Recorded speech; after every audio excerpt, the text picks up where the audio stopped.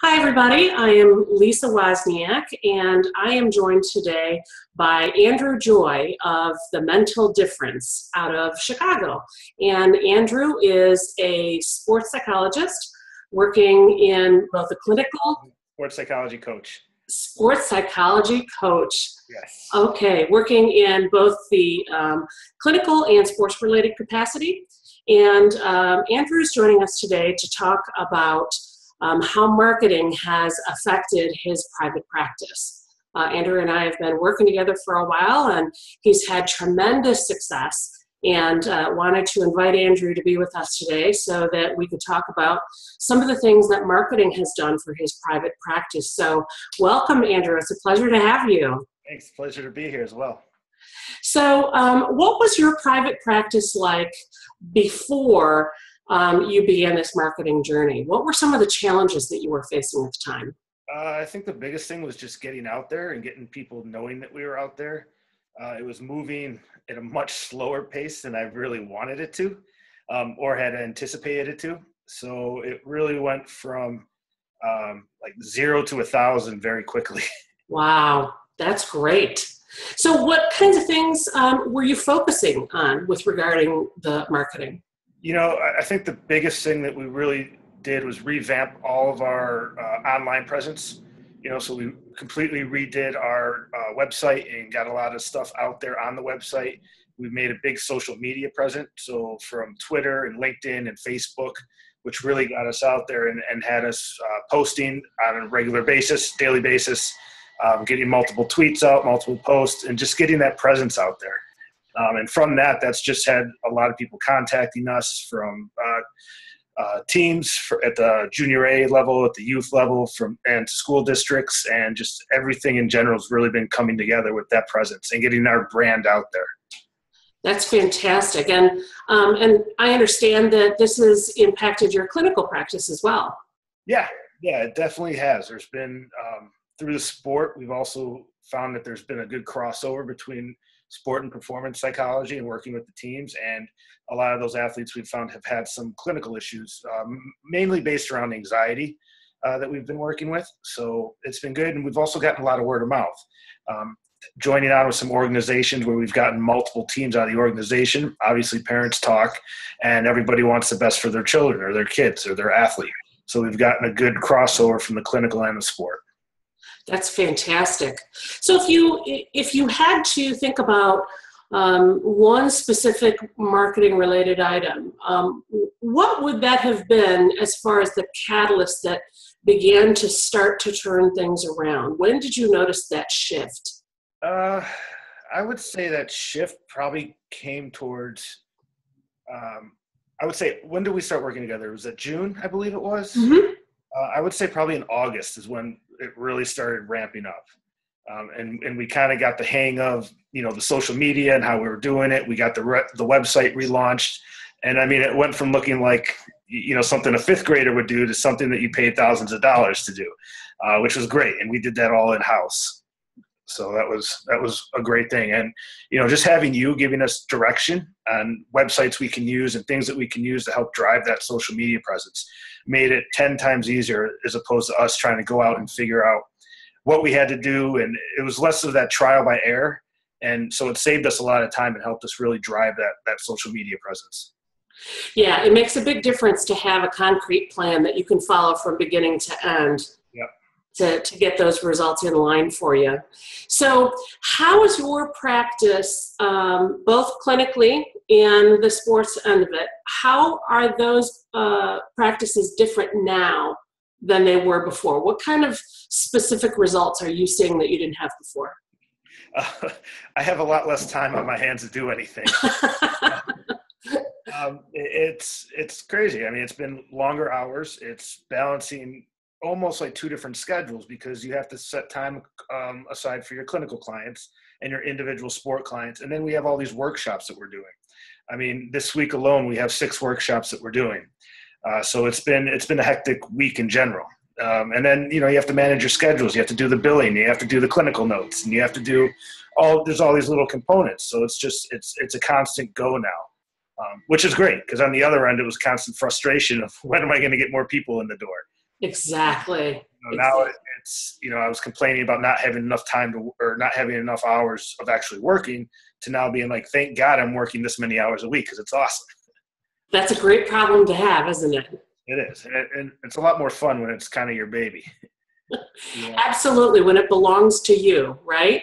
Yeah. So Absolutely. I couldn't imagine working this much for somebody else. That's for sure. That's for sure. So tell me, Andrew, was there anything about this process that surprised you? It's weird, because every time we would meet and have our kind of our sessions together, I walked out of there like my head was going to explode.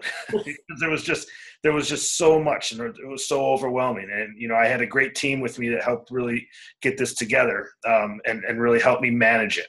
So that was a great opportunity for us. It was the impact of the social media. That was really surprising to me. I was kind of, personally, I had been neglecting it because I didn't think it was going to be that important. And obviously that's not the world we live in.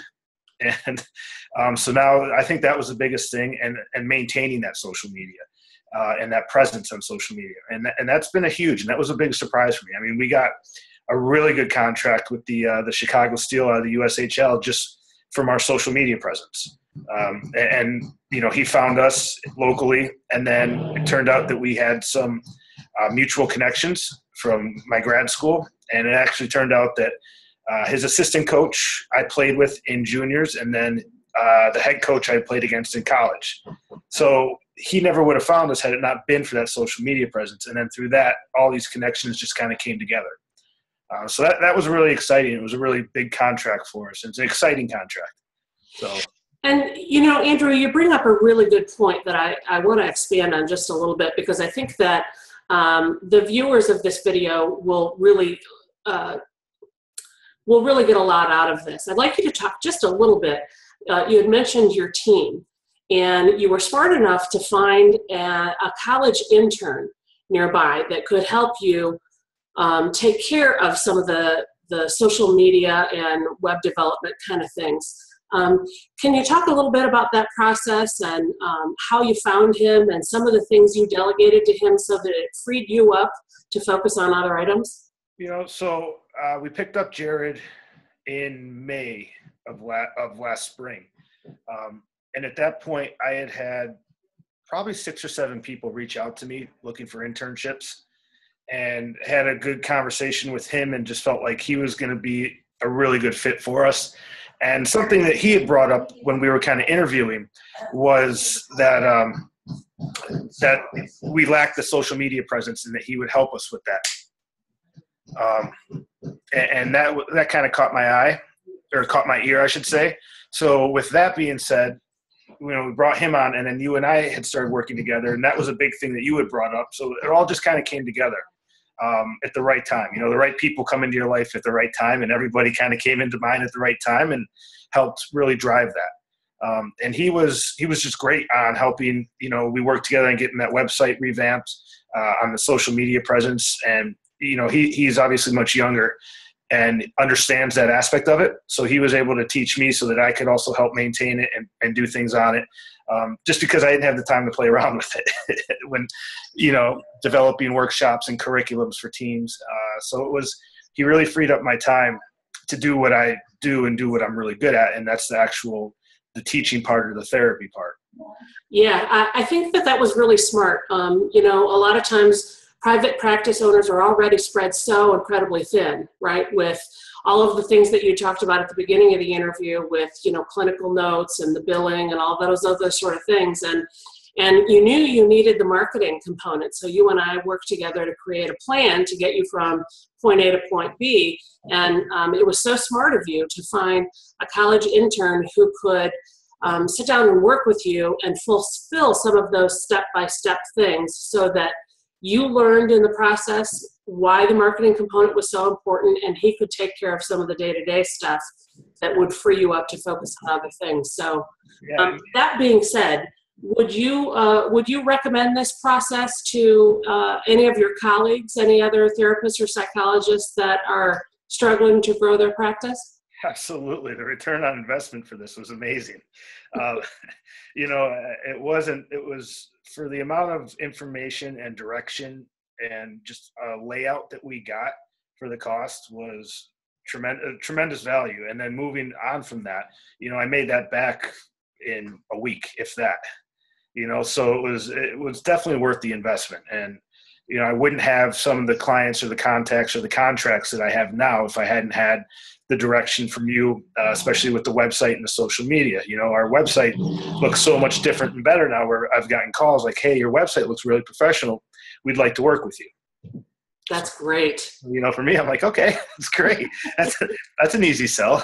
So, anything else that you'd like to add about this process that you think people may not know, or any preconceived ideas that they may have that you'd want to set straight? If you start the process, or when you start the process, you will be very overwhelmed by the process. And I promise you it gets easier, and it's not as bad as it looks. So take a deep breath and just kind of go through it little by little, and you will see the progress and the results. That's really great. Andrew, I appreciate you taking time out of your incredibly busy schedule to talk to us today, and wanted to remind our viewers this is Andrew Joy of The Mental Difference, and that's thementaldifference.com. And Andrew, how can folks reach you if they have any questions? They can send us an email at thementaldifference@gmail.com, or they can reach out by phone. And I always give a free 5 to 10 minute phone consultation just to make sure that we're a good fit for each other. Because I want to make sure that you know what you're getting into and what's expected, and that I'm going to work well with you and you feel comfortable working with me. And the best way to get a hold of us by phone is 312-282-1770. And we have 3 offices, one in Oak Brook, one in Skokie, and one in downtown Chicago. That's great. Again, thank you so much for your time today, Andrew. It's been a pleasure working with you and a pleasure talking to you today. And again, everyone, that's Andrew Joy of The Mental Difference at thementaldifference.com. And Lisa, I just wanted to add one more thing to that. When we started this process, we had 1 office, and that was in May. And now it's almost November, and we've had to upgrade to 3 offices at 3 different locations because of the volume and the demand. So it's been a great process, and thank you very much. Oh, it's been my pleasure, Andrew. Thank you so much.